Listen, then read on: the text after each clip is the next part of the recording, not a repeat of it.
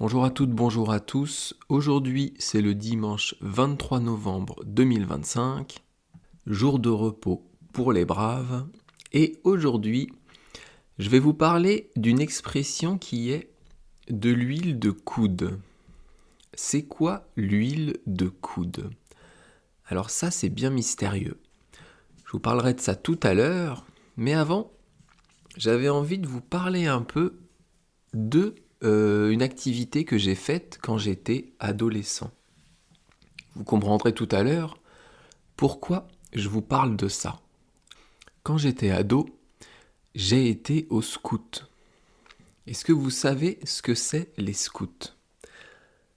Les scouts, c'est pour, j'allais dire les garçons, oui, les garçons, pour les garçons adolescents, entre 8 ans et 15 ans à peu près.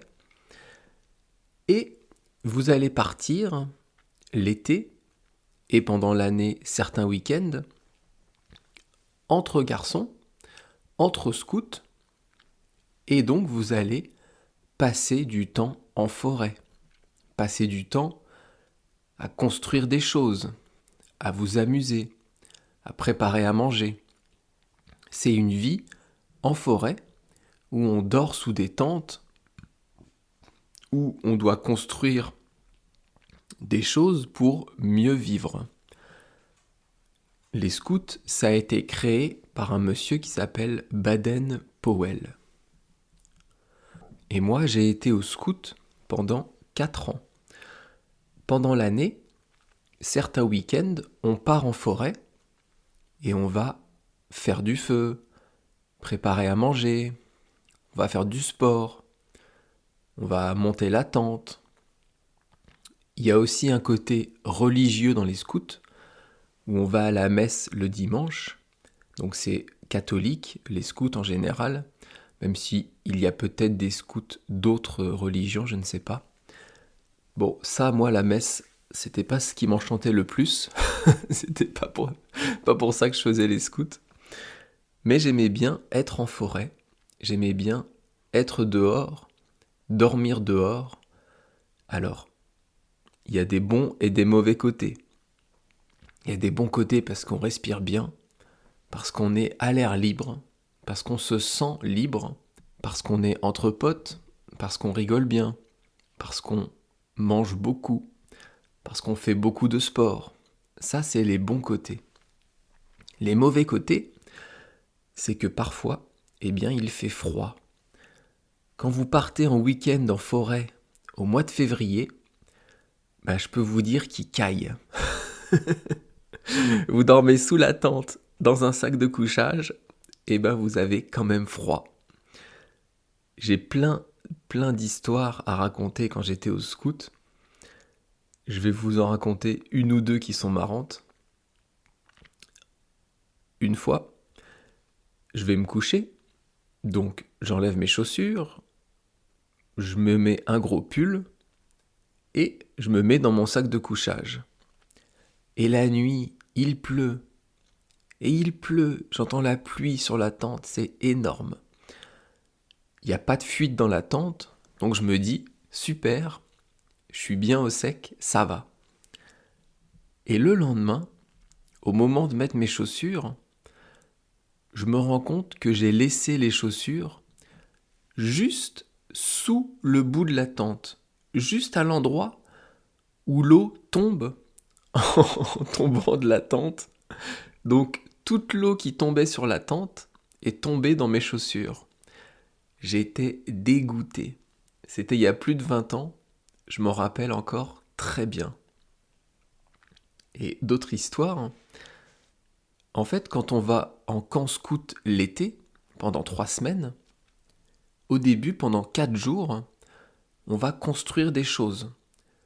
On va construire des bancs, on va construire une table, on va construire une table pour le feu, on peut construire quelque chose où poser la vaisselle. On appelle ça un vaisselier. Et on peut aussi construire une tente surélevée. En fait, on va construire une plateforme dans les arbres avec des gros rondins de bois. avec, pardon, avec des troncs d'arbres assez fins où on va créer des couchettes.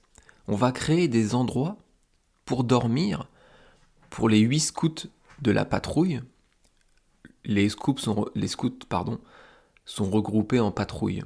Il y a 4 patrouilles ou 5 de 8 scouts chacun. Et donc la tente va être en hauteur, va être dans les arbres. Et les couchettes, donc là où on va dormir, comment on les construit ? Eh bien c'est fait à base de chambre à air de pneus. Dans un pneu, vous avez ce qu'on appelle une chambre à air, c'est du caoutchouc, qu'on va découper avec des ciseaux, et en fait on va créer un matelas avec ce caoutchouc. On va faire une construction, on appelle ça en damier, et on va créer un truc qui est résistant où on peut dormir. Et franchement ça, c'est quelque chose qui était top. On crée aussi une échelle pour monter. Et une année, je suis parti en camp scout dans les Pyrénées. C'est dans le sud de la France, c'est une chaîne de montagnes. Et donc on a créé une tente dans les hauteurs. On a créé une tente à peu près à 3 mètres du sol. Et la nuit, les vaches passaient sous la tente avec leurs grosses cloches. Et c'était trop sympa. On entendait les vaches marcher sous la tente et c'était une sensation très agréable. Elles ne nous voyaient pas, mais nous, on pouvait les voir à travers la couchette, à travers les pneus, le caoutchouc de la tente, des couchettes, pardon. Une année aussi, j'ai voulu créer une tente, mais pas dans les arbres. Une tente qui reposait sur 2 poteaux et qui s'imbriquait dans des pierres. Ok, on crée le truc, tout va bien pendant 2 semaines. Et une nuit, la construction s'écroule. Donc on était heureusement qu'à 1 mètre du sol, mais en pleine nuit, tout s'est écroulé, les pierres ont bougé, et on s'est retrouvé avec la tente sur nous, avec la tente qui s'est écroulée, et tout ce qu'on avait construit qui s'est écroulé. Dernière chose avant de passer à l'expression du jour, quand on arrive au scout, on est généralement petit, et on est ce qu'on appelle un nouveau. Et les nouveaux, on a envie de les emmerder. On a envie de les embêter. Par des choses gentilles, mais on le faisait quand même. Et ce qu'on aimait bien faire, c'est envoyer quelqu'un, envoyer un nouveau, chercher un instrument, chercher quelque chose qui n'existe pas. Il y a plein d'objets qui n'existent pas qu'on peut envoyer chercher. Par exemple, on avait le chapeau de sable. Un chapeau de sable, ça n'existe pas. On avait le fil à couper le vent. Le fil à couper le vent. La pierre à coin. Il y avait plein d'objets qui n'existent pas et on demandait à un nouveau d'aller le chercher dans une autre patrouille, à d'autres scouts. Et comme l'endroit, le camp des autres patrouilles était un peu éloigné, eh bien le nouveau allait dans une autre patrouille, demandait la pierre à coin par exemple, et la patrouille disait ah ben non, nous on n'en a pas, alors que ça n'existe pas. Et donc il envoyait le nouveau dans une autre patrouille chercher la pierre à coin. Enfin bon, on s'est marré. Alors pourquoi je vous dis tout ça ? Parce que ces objets qui n'existent pas, la pierre à coin, le fil à couper le vent, eh bien, l'expression du jour, c'est la même chose. L'huile de coude, ça n'existe pas. Pourquoi ? Eh bien, je vais vous l'expliquer maintenant en parlant de l'expression du jour de l'huile de coude. Alors, l'huile, c'est quoi? L'huile, c'est un liquide qui est gras qu'on obtient en écrasant quelque chose. Ou alors, ça va être pour le moteur, ça va être de l'huile de vidange, ça c'est autre chose. Moi je vous parle de l'huile alimentaire, celle qu'on peut manger, comme l'huile d'olive, l'huile de tournesol, l'huile de noix, l'huile de coco. On va prendre des olives par exemple pour l'huile d'olive, on enlève les noyaux, on les écrase et vous allez obtenir de l'huile. J'adore l'huile d'olive, soit dit en passant. Petite information inutile, j'aime l'huile d'olive. Donc l'huile, c'est ça. C'est liquide, c'est du gras. Ça peut être alimentaire, comme l'huile d'olive, l'huile de noix. Mais ça peut aussi être utilisé pour la mécanique, pour le moteur.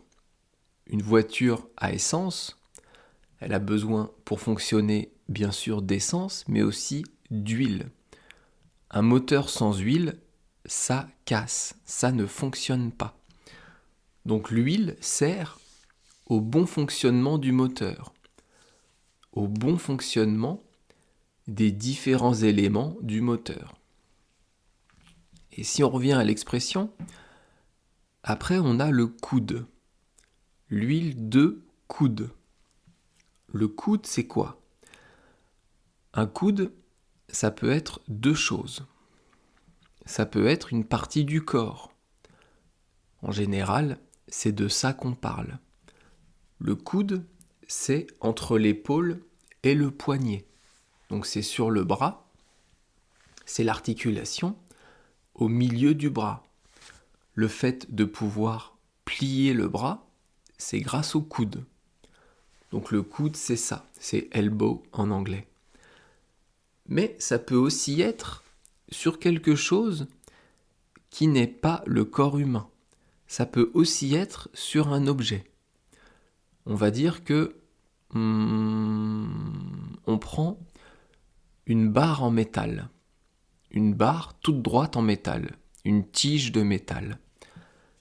Et cette tige, vous allez la plier un petit peu. Vous allez plier la tige pour qu'elle soit pliée, pour qu'elle ne soit plus droite.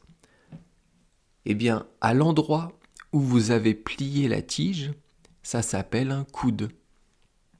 On parle souvent de ça pour les tuyaux. On peut dire d'ailleurs un tuyau en forme de coude. Donc un tuyau avec un coude, c'est un tuyau qui n'est pas droit. En fait, comme le coude du bras humain, quand on plie le bras, notre bras n'est pas droit. Donc, le coude sur un tuyau, ça ressemble au coude chez l'humain. Ça sert à plier le tuyau. Ou plutôt, c'est parce qu'on a plié le tuyau qu'on a un coude. Alors c'est bien beau tout ça, mais pourquoi on dit de l'huile de coude? À quoi ça sert cette expression? Et qu'est-ce que ça veut dire? Cette expression, elle est utilisée quand on va parler d'un travail qui nécessite beaucoup de temps, ou beaucoup d'efforts plutôt. C'est quand on va consacrer de l'effort, beaucoup d'efforts, à un certain travail.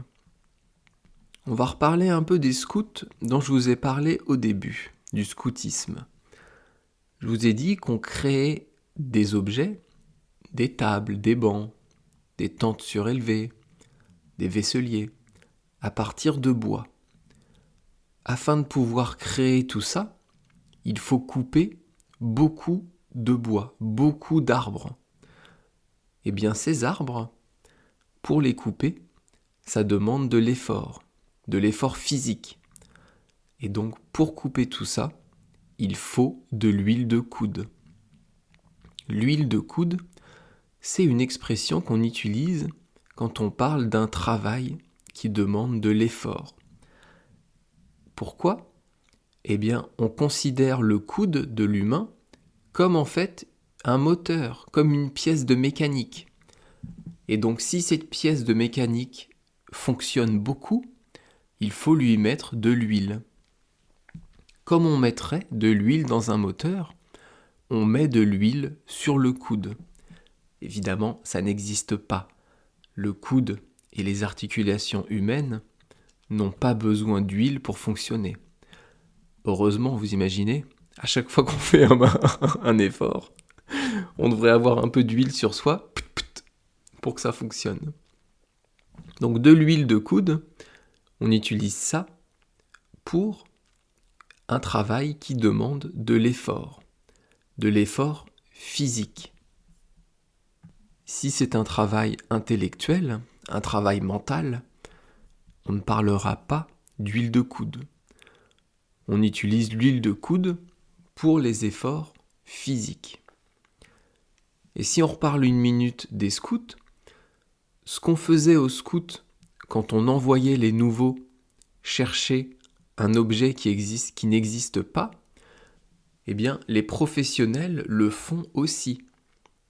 Les artisans envoient leurs apprentis chercher de l'huile de coude chez les collègues. On va dire qu'il y a un plombier, celui qui s'occupe des tuyaux, de l'eau dans une maison. Eh bien, ce plombier, il a un apprenti. Un apprenti, c'est un jeune qui est en train d'apprendre le métier.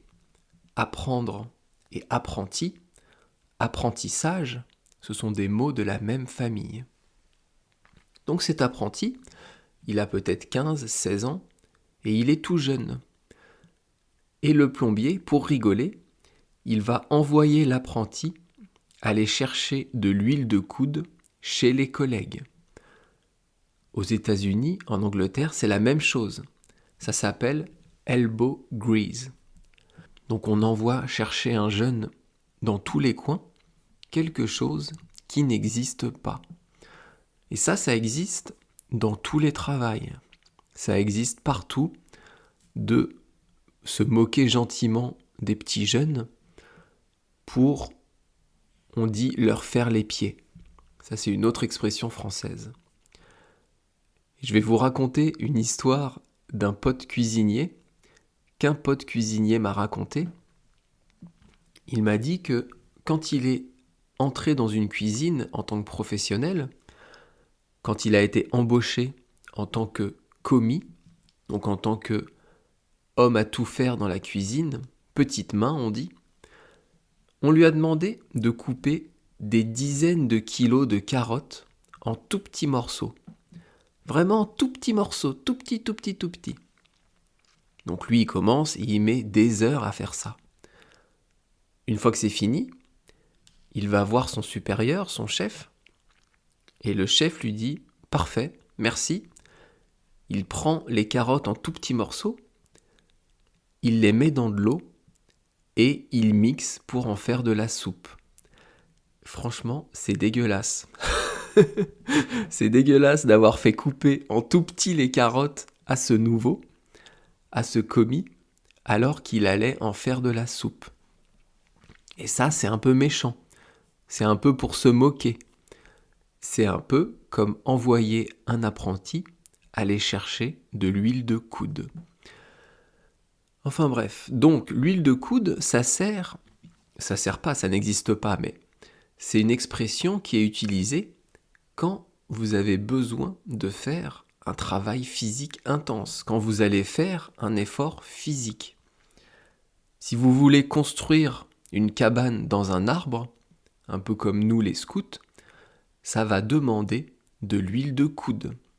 Il va falloir de l'huile de coude. Donc vous pouvez utiliser cette expression quand quelqu'un va faire un effort physique, quelque chose de difficile.